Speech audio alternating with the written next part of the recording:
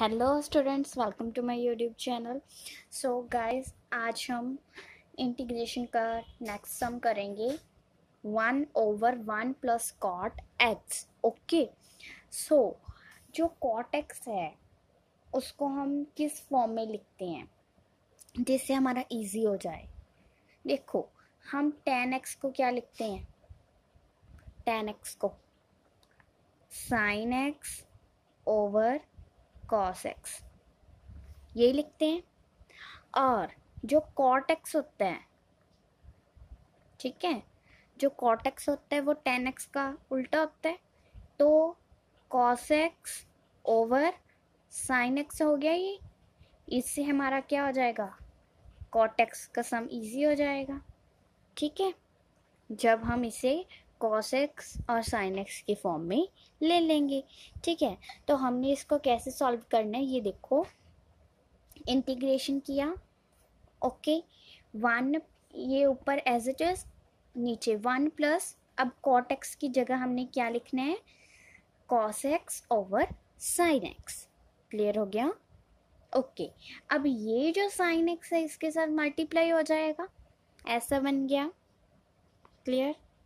Integration 1 over sin x plus cos x over sin x ऐसा बन गया। ठीक है, अब क्या करना है हमने? ये ऊपर चला जाएगा sin x। ओके, ये देखो, ये ऊपर चला गया sin x और नीचे sin x plus cos x। ठीक है, अब देखो यहाँ पे हमने क्या किया? मल्टीप्लाई किया और डिवाइड किया बाय 2 के साथ। अब देखो क्यों किया, ये मैं आपको बताती हूँ। ये देखो, हमने 2 इसीलिए यहाँ पे मल्टीप्लाई डिवाइड किया कि हमारा सम हो जाए इजी थोड़ा बहुत। तो हमने जो 2 लिया, देखो मल्टीप्लाई किया और डिवाइड, ऊपर मल्टीप्लाई कर दिया नीचे डिवाइड कर दिया, ये ऐसे कट हो सकता है, बट हम कट नहीं करेंगे बिकॉज हमने ये लिया है, तो सम सॉल्व करने के लिए लिया है ना। अब देखो, जो कट हो सकता है तो हमारा वैसा ही बनेगा ना जैसा था, तो इसीलिए हमने 2 ऊपर भी लिया नीचे भी, क्योंकि वैसे की वैसी टर्म भी हमारे पास बनी रही। ओके, तो ये जो 2 लिया, अब 2 sin x, अब ये जो 2 sin x है हम इसको क्या लिख सकते हैं? बोलो, 2 sin x को बताओ। sin x plus sin x, ठीक है, इसको ऐसे लिख सकते हैं हम। अब देखो हमने क्या किया, फिर ये जो नीचे है sin x plus cos x, clear? इतना जो है नीचे, इस ऊपर ना हमने बिल्कुल ऐसी टर्म अब बनानी है। ठीक है, बट हमारे पास cos x है नहीं है ना, तो ऊपर जब हमारे पास cos x नहीं है तो हमने क्या किया? ऐड कर लिया और सब्ट्रैक्ट कर दिया cos x को न्यूमिनेटर में। ठीक है, क्योंकि हमारे पास ऊपर नहीं है तो हमने बिल्कुल ऐसी टर्म बनानी है जिससे वो कट हो जाएंगे। ठीक है, तो हमने क्या किया? cos x को ऐड कर लिया और सब्ट्रैक्ट कर लिया। इससे क्या हुआ? ये हमें पता है कि ये कट हो सकते हैं, बट हम नहीं कट करेंगे। अगर कट करते हैं तो ये देखो हमारे पास बिल्कुल ऐसी टर्म बनी रहेगी। ठीक है, हमने वही टर्म एग्जैक्टली वहाँ पे बनानी भी होती है, तो हमने इसको कट नहीं करना। एक बार देख लो, यहाँ पे अगर ये ना हो तो ऐसी टर्म बिल्कुल है, बिकॉज ये प्लस और माइनस का लिए जिससे ये कट हो सकते हैं, बट हमने सम को इजी बनाना है, और तो हमने अपने आप कुछ टर्म ऐड कर ली और कुछ सब्ट्रैक्ट कर ली। क्लियर? अब देखो, ये 1/2 बाहर निकाल लिया, हाफ। ओके, तो अब देखो हमने बिल्कुल ऐसा बनाना था ना टर्म, तो ये एक sin x और ये cos x प्लस का हम उठा लेंगे। ठीक है, ये यहाँ पे आ गया, ये आप ऐसे रख लो, चाहे हाफ निकाल लिया हमने, तो बाकी टर्म जो बची वो एज इट इज लिख दी। अब देखो sin x ये वाला और cos x, यहाँ पे एक टर्म बन गई अलग, और ये sin x minus cos x यहाँ पे पड़ा है। ठीक है, क्लियर? अब नीचे sin x plus cos x, clear? इतना हो गया। अब देखो, अब ये जो है हाफ, ये अलग है टर्म, इतनी sine x cos x plus वाली, अब ये sine x minus cos x. ठीक है, तो अब क्या किया हमने, इसको अलग अलग कर दिया, इस sine x plus cos x over ये और इस टर्म के नीचे भी। ठीक है, अब हाफ, ये इससे क्या हो गया, कट हो गया, बोला था ना मैंने, आएगा 1 आ गया। क्लियर, अब ये एज इट इज़ पड़ी है यहाँ पे टर्म। ओके, एंड अब क्या किया, इनका अलग अलग इंटीग्रेशन कर दिया, ये हाफ बाहर पड़ा है। ठीक है, बड़ी ब्रैकेट ली, ये 1 का डेरिवेटिव और इसका। ठीक है, 1 का इंटीग्रेशन और इसका इंटीग्रेशन। क्लियर, अब हाफ बाहर पड़ा है, अगर 1 का हम विद रिस्पेक्ट एक्स के साथ इंटीग्रेशन करेंगे तो एक्स ही आ जाएगा। क्लियर इतनी बात, और उसका जब ये इंटीग्रेशन हमारा हो गया तो कांस्टेंट एक होगा।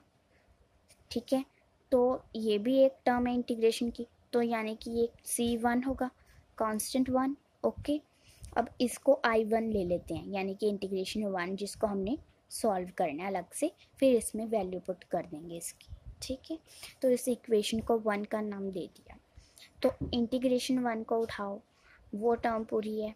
अब देखो ये जो हमारे पास नीचे है sine x plus cos x, इसको हमने टी ले लिया। क्लियर, नीचे वाली टर्म को, इसको हमने क्या ले लिया, टी। तो जिससे हम इसका क्या करेंगे, डिफ्रेंशिएट करेंगे विद रिस्पेक्ट एक्स के साथ इसको। तो साइन एक्स का क्या होता है, कॉस एक्स होता है डेरिवेटिव, और कॉस एक्स का क्या होता है, माइनस साइन एक्स। एंड ये टी है, तो विद रिस्पेक्ट एक्स करेंगे, ऐसी टर्म हो गई। ओके, तो यहाँ से dx की वैल्यू आ गई हमारी, ये इधर चला गया, ये इधर। ओके, अब देखो हमारे पास तो ये ऊपर sine x minus cos x, तो हमने यहाँ से क्या किया, माइनस कॉमन निकाल लिया, हमने ऐसी टर्म बना ली कि जो नीचे आएगी वो कट हो सके। ठीक है, तो माइनस हमने कॉमन निकाल लिया, sine x minus cos x अंदर रह गया, हमने ये dx की वैल्यू यहाँ पे पुट कर दी। ठीक है, ये ठीक है, तो sine x minus cos x, तो ये तो हमारे पास टी है, वो टी रख दिया। ठीक है, एंड ये डी एक्स की जगह उसकी वैल्यू रख दी।